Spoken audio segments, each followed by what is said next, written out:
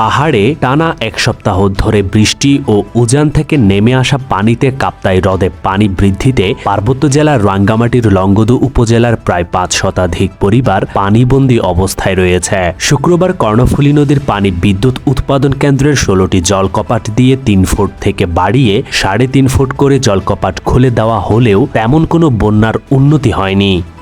পার্বত্য চট্টগ্রামে নাচ গান ও বর্ণিল শোভাযাত্রায় আন্তর্জাতিক আদিবাসী দিবস পালিত হচ্ছে। আজ শনিবার সকাল ১০টা থেকে রাঙ্গামাটি, বান্দরবন ও খাগড়াছড়ি জেলার শোভাযাত্রার মধ্য দিয়ে এই উৎসব শুরু হয়। এতে নিজ জাতিগোষ্ঠীর ঐতিহ্যবাহী পোশাকে অংশ নেন হাজারো তরুণ তরুণী।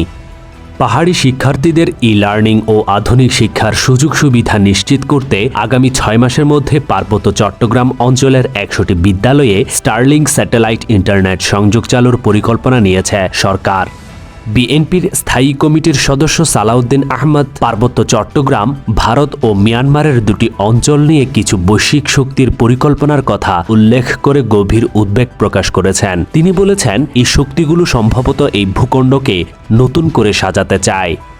চট্টগ্রামের ফটিকছড়ি উপজেলার পৌরসভা এলাকার একটি বসতবাড়ি থেকে মোহাম্মদ মনসুর বৈদ্য নামের এক ব্যক্তির গলাকাটা মরদেহ উদ্ধার করেছে পুলিশ।